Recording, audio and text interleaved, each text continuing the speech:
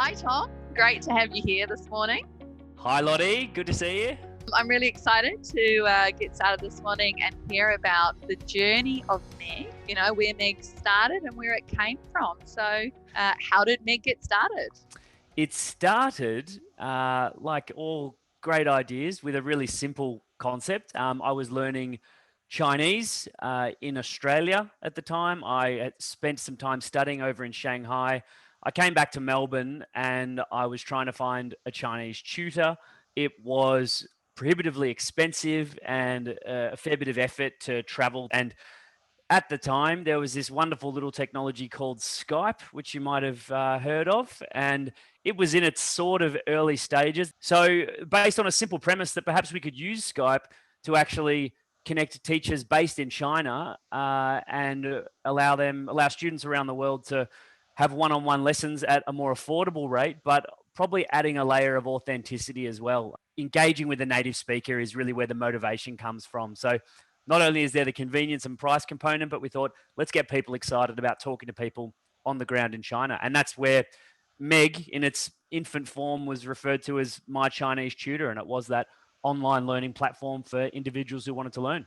Tell us a bit more about that journey. You got started, you came back to Australia, and where did it go from there? From there, I found myself living and working in Beijing a number of years later. And it was about after 18 months of running this My Chinese Tutor one-on-one learning platform that we thought there might actually be a great application at the school level. A lot of schools really struggle to find language teachers. They struggle for an engaging, sustainable language program. So we kind of pitched that idea to a number of schools in Victoria, in Australia. We met with these schools and we said, hey, what do you think about the idea of broadcasting a teacher in from Beijing, same time every week, live and interactive? And we had the humble little school of Yei Primary, monocultural town, and they were unable to find anyone. And they just jumped at it. They thought, wow, this is innovative. This is really, I guess, a great fit for where we are regionally, and they remain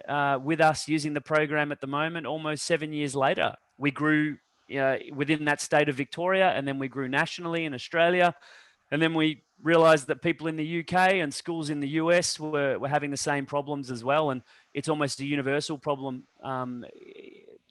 finding sustainable language programs and keeping that part of the curriculum engaging. So obviously, Meg is a global company, and you mentioned that you've sort of touched on the UK and US. What does that sort of look like, being a global education company? Yeah, look, it comes with a whole heap of nuance, I suppose, across geographies.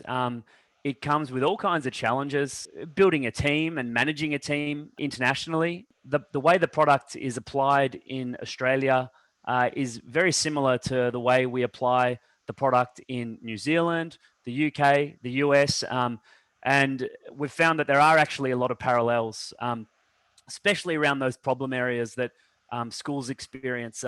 We've found in even densely populated cities like New York that the desire to run a language program this way is actually huge. Because it does sound like you've got regional schools, you've got inner city schools. Why do you think different types of schools come to Meg and enroll in the language and culture programs? Yeah, I think there was a perception early on, schools that typically have really transient staff. So that is to say, if they were offering a language through the traditional means, it's very likely after 1 or 2 years, for whatever reason, that individual that was running the program departs for a new opportunity somewhere. That obviously leaves a school in a bit of a crisis scenario about what they're going to do. So the fact that they can choose our program, they can afford to use it year in, year out. It doesn't matter. All they need is an internet connection. And I've had people who are apprehensive about the quality of their internet connection. I can tell you in 2021, every school in the world has the ability to run our program, such as the requirements on the bandwidth, especially compared to 7-8 years ago when we started the program. You can imagine the blood pressure was pretty high every time we were running a lesson then.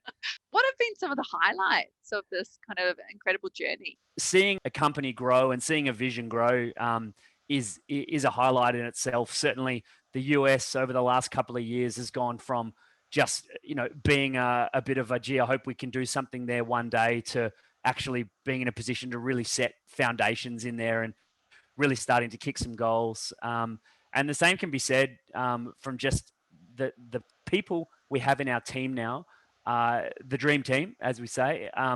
All of a sudden, we've got the capability to just do everything that we want to do, right through all aspects of curriculum, pedagogy, market development, the sales and marketing side, the graphic design side of things. And you will attest to this when you got involved very early on, and it was essentially you, me, and Sam in Australia, and we all had to do 1,000,001 jobs, and we all did them as best as we could. But we are now broadening into this stage where we've got people that really specialize in certain areas, and the power of the collective is a highlight in itself, because it's just placed us in a really wonderful position. So, I mean, other than COVID, we've all heard a lot about COVID. What do you think's been some of the biggest challenges that you or the company's faced over its journey?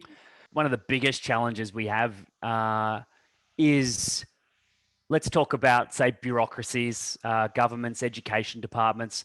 These are typically slow-moving beasts. They do an incredibly important job, but the nature of a heavy bureaucracy is that they're not necessarily ripe to embrace innovation and even necessarily understand innovation. So I think one of the challenges we have is we're doing something that's a little bit outside the box, and we're really proud of that. And people use the term disruption. Our product doesn't have to be a disruption. It can just be an extension of what is already available out there. But the reality is there are not enough language teachers to service all of the schools, and what we offer is something really unique. So I think the challenge is expressing and allowing big bureaucracies to understand what it is we do, and I suppose acknowledge how we can help address what's been a really, really long-standing problem in the way we educate in respective languages,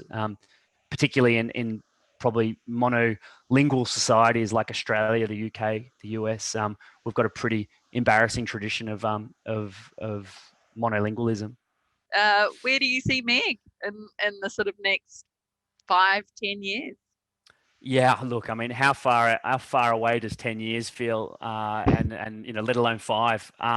In terms of the technology, who's to say what's available? In terms of Meg, like our sort of ethos, how we go about it, we are, as you know, already dipping our toes in the water with AI in respect of our chatbot Ziggy, who will provide students with the ability to converse in Chinese or Spanish 24/7, with an artificial intelligence-based chatbot.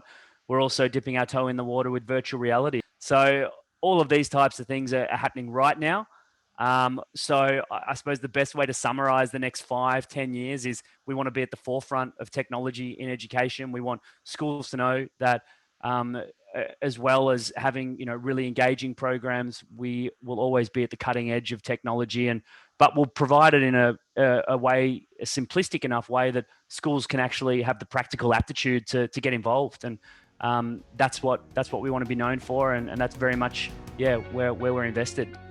How exciting. I very much look forward to seeing it all unfold. Indeed. Yeah, well, you'll be right here with us. So it'll be great. Well, thanks for your time, Tom. It's been great. Thanks, Lottie. Great to chat as always. Talk to you soon. 再见。再见。